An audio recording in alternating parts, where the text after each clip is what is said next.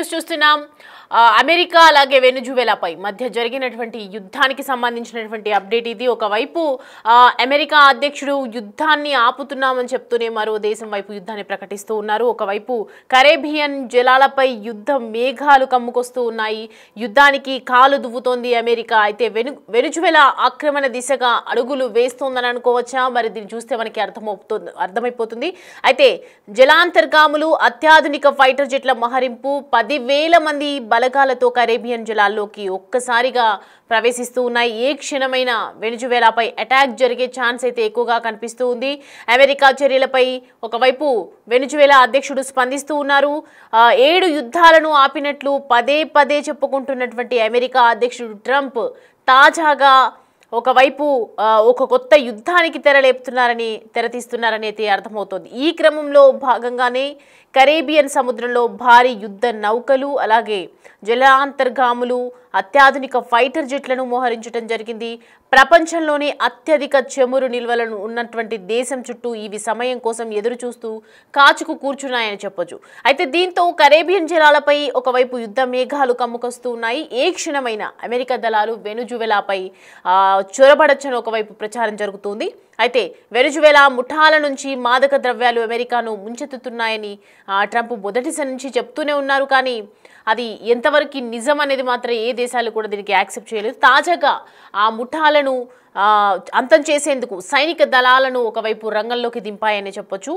ఈ ముఠాలతో వెనుజువేలా అధ్యక్షుడు నికోలస్ మదురోకు కూడా సంబంధాలున్నాయని ఒకవైపు ట్రంప్ కార్యవర్గం ఇప్పటికే తీవ్ర ఆందోళన వ్యక్తం చేసింది. అయితే ఆయన పట్టించే సమాచారం ఇస్తే ఏకంగా $50 మిలియన్, దాదాపు 430 కోట్లు బహుమతి ప్రకటించింది. ఇటీవలే మధురో సర్కార్ కూడా ఇక రోజులు లెక్క పెట్టుకోవాలని ట్రంప్ స్వయంగా సోషల్ మీడియాలో ఒకవైపు హెచ్చరించారు. కానీ మధురో ఎన్నికను అమెరికా గుర్తించడం లేదని శ్వేత సౌథం ప్రెస్ సెక్రటరీ కరోలిన్ లెవిట్ వెల్లడించారు. దీంతో అక్కడ ప్రభుత్వాన్ని కూల్చే ఉద్దేశం కూడా ట్రంప్ కార్యవర్గానికి ఉన్నట్లు కూడా తెలుస్తూ ఉంది. అయితే ఇటీవలే డ్రగ్స్ బోటు అంటూ ఓ పడవను అమెరికా USA దళాలు ముంచేయటం జరిగింది. దీంతో 11 మంది కూడా అక్కడ మరణించడం జరిగింది. అయితే అమెరికా మోహరింపులను మధురో తప్పుపట్టడం జరిగింది. గత 100 ఏళ్లలో తమ దేశం ఎదుర్కొంటున్నటువంటి అతిపెద్ద ముప్పు అని ఒకవైపు చెప్తూ ఉన్నారు.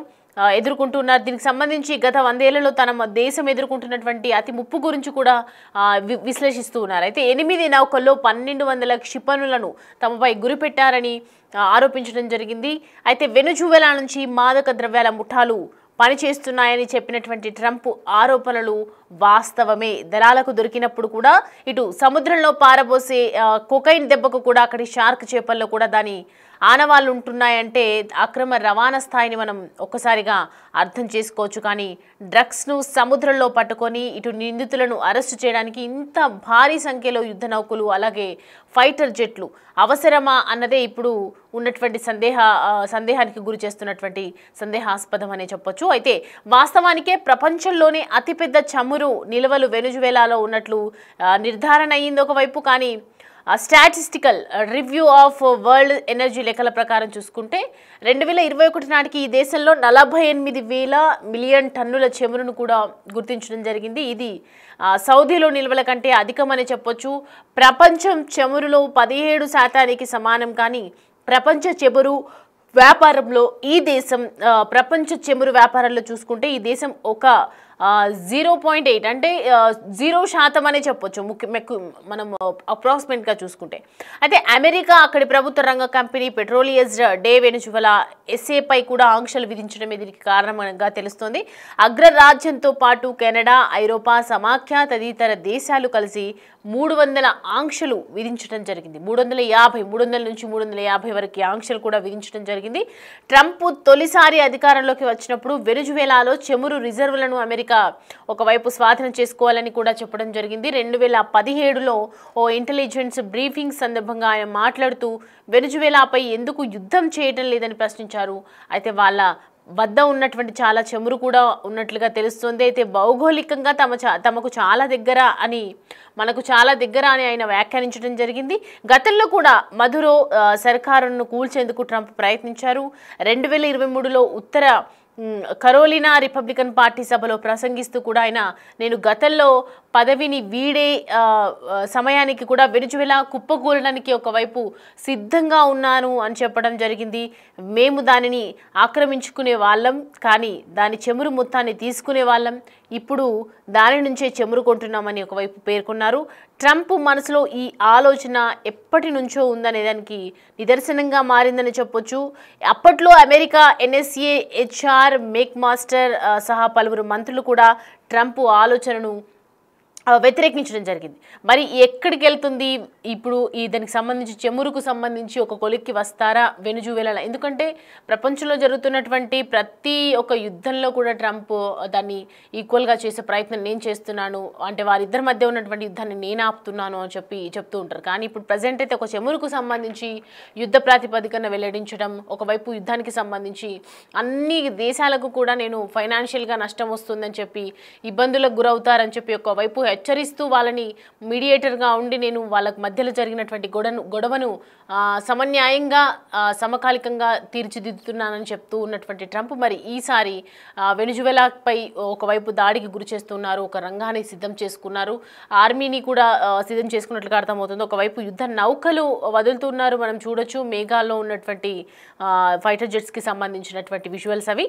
సో ప్రజెంట్ అయితే ట్రంప్ నిర్ణయాన్ని తప్పుపట్టినటువంటి ముదరోకి సంబంధించి కూడా మనము దానికి సంబంధించి కూడా వెనుజువేలాలో ప్రపంచంలోని అత్యధిక చెమురు నిల్వలపై అమెరికా ఎప్పటి నుంచో ఒకవైపు కన్ను వేస్తోంది. మరి వెనుజువేలాను కూడా ప్రజెంట్ అయితే ఇప్పటికీ ఒకవైపు స్వాధీనం చేసుకున్నట్లు కూడా కనిపిస్తుంది. మరి కరేబియన్ జలాలపై ఇటు ఒకవైపు అయితే యుద్ధ మేఘాలు కమ్ముకొస్తూ ఉన్నాయి.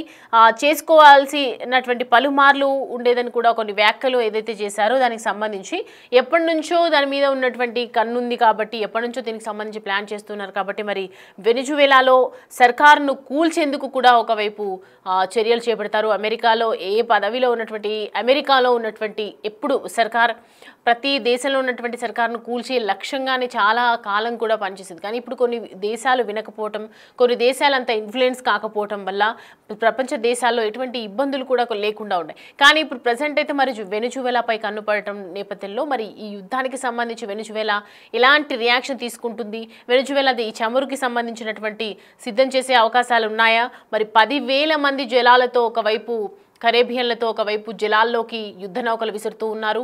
మనం చూస్తున్న విజువల్స్లో క్లియర్ కట్గా కనిపిస్తోంది. మరి అమెరికా అలాగే వెనుజువేలాలో మధ్య జరిగినటువంటి యుద్ధం దీనికి ఒక ఎండింగ్ కార్డ్ పడుతుందా? ఈ చెమురుకు సంబంధించి వాళ్ళు ఎలాంటి డిసిషన్స్ తీసుకుంటారు? మరి అమెరికా ఇప్పటికీ దీనికి సంబంధించి ఇంకా బయటకు వచ్చేమైనా విషయాలు వెల్లడిస్తుందా? ఇలాగే సైలెంట్గా యుద్ధం చేస్తూ ఉంటుందా? ఈ యుద్ధానికి సంబంధించి ఒకవైపు యుద్ధం ఆపుతున్నామని చెప్తూ ఉన్నటువంటి నేపథ్యంలో మరి ఈ యుద్ధానికి తెరలేపటం అనేది ఏ విధంగా దేనికి దారితీస్తుందో చూడాలి.